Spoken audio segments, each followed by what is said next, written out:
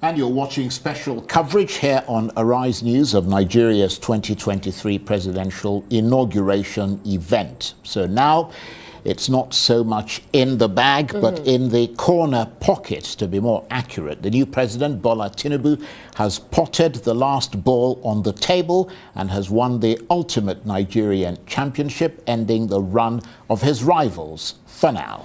Indeed, you could say that it's a less than perfect start, with questions about legitimacy and legal challenges pending. And there is the rather large matter of public confidence. There's been criticism of him and as a political manipulator and as a leader who seems to have problems interacting with the media. Well, absolutely. But people who know him, including those who like him and don't like him, all agree that he is intelligent, ambitious and calculating, a man who positioned himself to run for president and who worked towards that pursuit for years, a man who has become a Buhari successor, but without the Buhari baggage, or perhaps we should say a different type of baggage.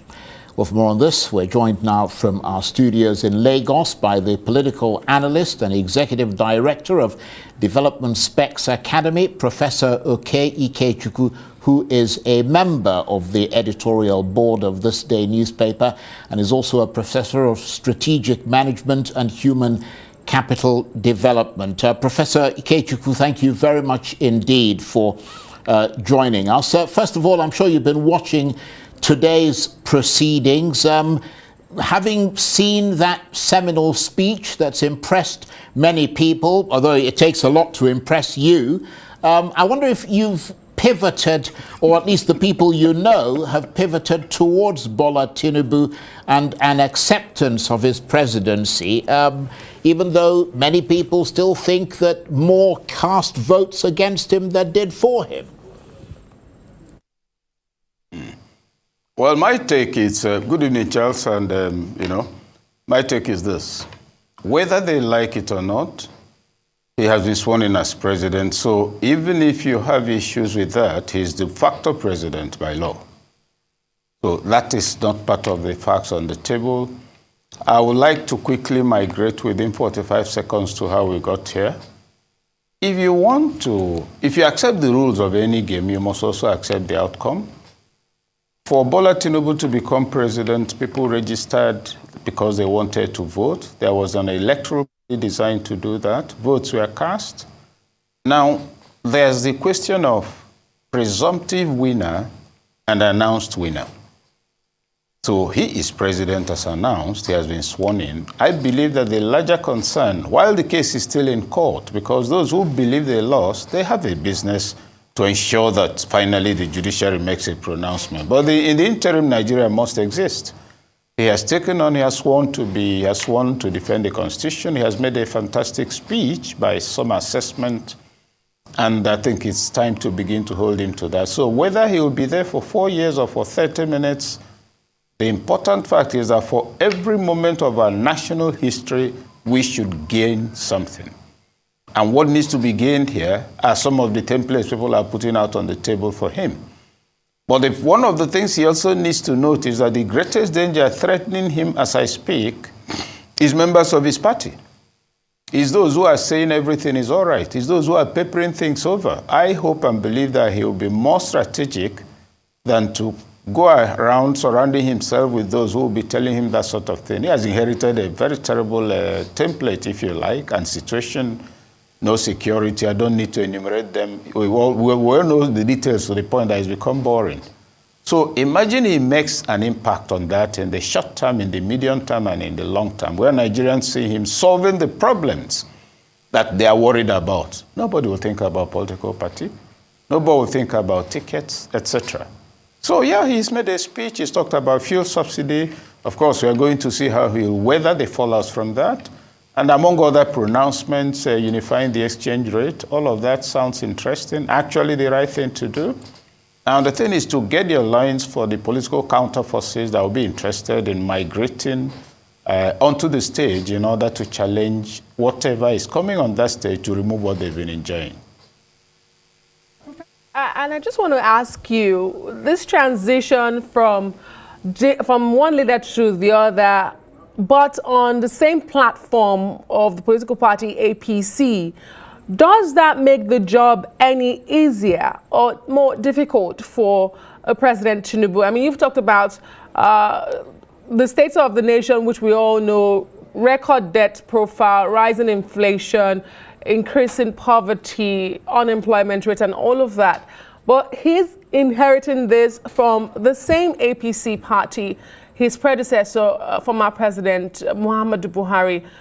Will this make it any less difficult for him to navigate? Not entirely. I think the man is in trouble, really, with what he has inherited. And I think that he must do everything not to continue. You don't speak of continuity in government. This is one man who must ensure there's no continuity from what he inherited, because the indices are scandalous. The evaluation of all the parameters indicate a culture that, to put it mildly, is actually verging on shamelessness to present all of that as a record. So President Tinubu has a duty to ensure that everything, practically everything that this government, outgone government represents, does not get replicated in his tenure. So we're not asking for continuity. He can retain the name of the party, but give good governance. And talking about things being easier, the discipline to follow through. Take, for instance, the experience of the PDP, which was in office for 16 years. First, the Obasanjo regime brought out a fantastic document, the SEATS initiative, SEATS document, NEETS document, which is a SEATS component. Anybody following through with that, along with the monetization policy, would have gotten himself a perfect Nigeria and paid up all the debts. Now, the same party took over 8 years later. Now, it wasn't NEETS. They went on to talk about a 7-point agenda. I don't know if there's anyone who knows one out of the 7 points, not to talk of whether it was carried out. Then what came next? Transformation agenda. From the same government, the same presidency, actually, because President Jonathan was vice president to Yar'Adua before he passed. And he said transformation agenda. Now, what was transformed? So you find that we already have absolutely incontrovertible precedent of one party in power pretending to be tendering different policies, all of them designed to move Nigeria forward, but actually mired itself in a culture of incoherence. And the same thing went on and on until they lost. Not because they were designed to lose that election, but because they mismanaged themselves so badly that they helped to throw themselves out of office. Now, Tinubu has been sworn in. APC, in my view, right or wrong, but that's my view, has not left anything for anybody to be proud of in governance, in the image of the nation, in citizenship, loyalty to the nation, in patriotism, in the cohesion of the Nigerian state, and the feeling of inclusivity. In my view, it's called close to zero on all. But the fact that we also cannot deny is that it has helped us also to be a little more honest about many dishonesties. 20 years ago, nobody would have believed that we could see what we are seeing here in Nigeria. It shows that the political maturity is still far from where it should be. So Tinubu, fantastic strategist if you must, whether you like it or not. Nobody thought he would get the ticket. There are so many things people thought he couldn't do. So let him also shock and surprise us by giving us a new Nigeria. In which case there would be, whether his presidency lasts for how long, whatever. If, for instance, he's upturned in court, let's assume that happens and he has to step aside, he should ensure that as at the time he's stepping aside, people are saying, oh dear, why did this judgment come? That's what he should target. Look at his age. So he's not looking to amuse or entertain anybody. He has to leave a mark. If despite all the forces arrayed against him, he could emerge as president today, he should look up and tell his creator, Lord, for whatever reason you put me here, don't let me be distracted because my people have suffered long enough.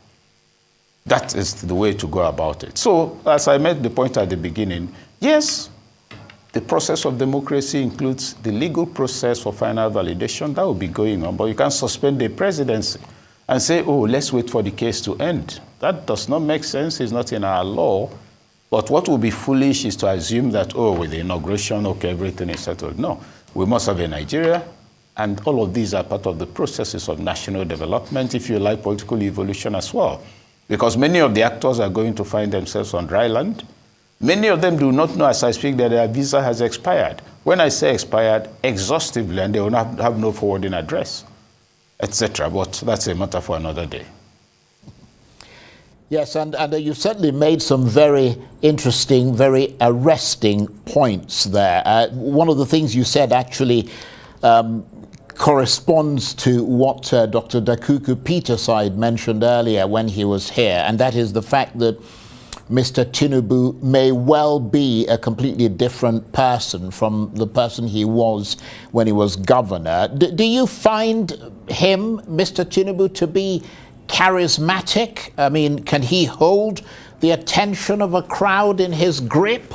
Or is he, like his predecessor Buhari, especially with the onset of age, rather awkward, aloof, and perhaps distant?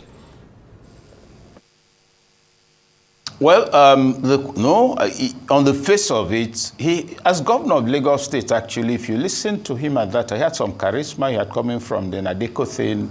His manner of speaking was a bit sonorous, if even entertaining. Now, the only way Tinubu can have that kind of effect is to surround himself with people who are so competent that it will be impossible to complain about his government or say, I'm looking for the president. He is not an entertainer. He's not basket mouth. Leadership, you're not becoming a leader in order to be liked. You're becoming a leader in order to affect people's life for the better. For people not to think of government only when there's no light. In fact, if you look at the memory of most people, they only think of government in connection with suffering. Bad road, insecurity, absence of electricity, strange taxes, people doing all kinds of things on the road. And it's not about the Buhari government, it's about the Federal Republic of Nigeria's elite, which has been what you might call a leeching elite that only knows how to take and eat and has no capacity, at least from my experience, to actually drive development. Because let's be factual. There are how many states in the Southeast? 6. It was administered by one person from one office. The states in the North, 21, was run by Sir Ahmadu Bello. The ones in the South, by Awolowo. Look at now, in the North, you have 19 different apparatus to drive the same space, and there's not only underdevelopment, but retrogression. You go to the Southeast, you go to the Southwest, many people, they are now talking about political legacy. I mean, there are legacy projects and all of that. You find that some measure of political illiteracy also has crept into our national lexicon and we don't know. Legacy cannot be a building. Our legacy in the Southwest is not the Cocoa House, that is a building. His legacy was education. His legacy was the effort he made to convince everybody going into office that knowledge is what you use for development. Zeke's legacy. Sir Ahmadu Bello's legacy is not building, it's the new consciousness he drove among Northerners that, listen, we have to develop ourselves. Listen, we shouldn't compete where we can't win. Listen, these are our shortcomings. But what do you have a legacy today? Somebody comes to your village or comes to a town, his legacy as a political senator, whatever you choose to call it. Oh, you get a piece of land, he builds a massive statue of a woman probably breastfeeding, and oh, that's his legacy. The people are clapping. That's our democracy dividend. How does that affect their lives? So you find that the level of national leadership, the quality of thinking has become the kind of thing you see only among slightly drunken people and in bars that are not doing good business. Now, the concept of legacy should change. It must begin with leadership signaling. You know, a lot of people are very pessimistic. There's no hope. No. Once a leader gives a signal, you have no choice but to comply. When Buhari took over, all of us in this country saw that there was electricity to the shock of everybody. Non-stop for 3 weeks, people became worried. Why are we having regular power supply? Then the reflexes were not clear, so we reverted to the old. Oh, and there are examples everywhere. Look at when Peter was governor. He came, he met a lot of things. He said, what is this? They say, oh, it is for this purpose. He said, sorry, it's not part of what this state should spend its money on. Others took a cue. Tinubu has a duty to himself, first of all, to convince everybody that, yes, he might have this kind of peculiar profile. Yes, he might have wangled his way to the presidency, but let his performance overwhelm people to silence. And that has to do with the caliber of people he has around him, the ministers he appoints, the level of monitoring. Now, that will then not make anybody's. Not all good leaders are charismatic in terms of personal appearance. But where he can't deal with the process of public administration, if he begins to outsource his job the way Buhari did, then first of all, we're in a deep hole. If he acts like that, it means we are digging deeper into the hole, and there's a tunnel without light. Well said. But Professor, can I ask you, do you think Nigerians should be managing the expectations with all that you've put out now? And I also wanted to ask you, if the citizens do have a role in all of this as we set the agenda for this administration? Well, my first question would be whether there are citizens anymore. Citizens are individuals in a state who owe primary loyalty to the state and who therefore behave in such a way that the state subsists so that they themselves will subsist. We have indigenes of different parts of Nigeria, not citizens anymore. Let's not kid ourselves. And the political leadership emphasizes it. Indigenship is the issue on the table. We from Otubo, we won't take this. We from the kingdom of Ihiala will not. Everywhere is a kingdom. In fact, the way things are going, somebody walking on the road may even declare himself a kingdom. If you ask him where is your dome, the dome component of your kingdom, he says it's in his pocket. Now, what point am I leading up to? The people are no longer part of the political conversation in Nigeria. You might see them at rallies when they hire them and bring them in buses to stadium. After that, nobody thinks or talks about them. The people are not raising issues about the fact that their leaders have no constituency offices, the lawmakers. So now, when you have that kind of a situation, leadership becomes the primary variable for driving both political and economic equilibrium. What do I mean? Everybody is interested only in himself, and the leader comes out and begins to take steps that shock everybody. Actually, he's concerned about everyone else. And I'll cite an example. As special assistant to the Minister of Transport, Ojoma Drekwe, I was with him when his town summoned him to a meeting in the dead of night in his village. What was the query? You've been minister for this number of months and we're not feeling the impact. Yeah, people are not getting contracts. This is Nigeria's money. And what did he say? I'm appointed transport minister for the Federal Republic of Nigeria. And if I focus on just my state, my locality, and my people, there'll be nobody for Nigeria. If other ministers like me do the same thing, what do you expect? They're supposed to be Obasanjo's workmen, creating reassurance. Of course, that annoyed a lot of people, but it struck me as a reason why I should work with a man like that. Now, what am I leading up to? The new government has been sworn in has to give signals that will affect expectations. Once there are no signals and it looks like business as usual, we've lost the race even before we began. So I don't see how the people come into it, because the people have been sufficiently and thoroughly and exhaustively demobilized as critical variables on national policy issues, on matters pertaining to development, among other things. So they are there waiting. Imagine that different reflexes begin to come out. Imagine that you now go to the north and you're talking about development, not dashing them money that you're dealing with the poor. Where does that happen on earth? That you sustain that volume of expenditure all over the country and you're borrowing money to give people to eat? Yes, you borrow money to take a chieftaincy title. After that, who will pay for your regalia? That's the kind of borrowing that's been going on, which he has to ensure that it does not happen at all. And he also has to review the agencies of government and institutions that need to exist. Here I may be mistaken, but I'll place my view on the table. I believe that an organization like the NDDC does not need to exist. We have governors in all those areas, move the money there, let them quarrel, whatever it is. Then you have the Northeast Development Commission, you have Ministry for humanitarian affairs, spending platforms. Some of the two organizations I've mentioned, for instance, they create jobs for the elite, the board memberships spread across all over the country. Once the state has to move back, it has to shrink. The number of agencies are too many, they are not delivering anything, nobody's taking inventory. Bola Tinubu has to revisit the Orosanye report Because after that report, we've created so many other agencies, all of them of questionable relevance, and we are threatening and promising to create more. And I'll cite one that very popular, but which I don't agree with. I think they are thinking about the Commission for Electoral Crimes. Whatever you do in an election is already in the law. If you disrupt elections, that's disturbance of public peace, assault, all of it.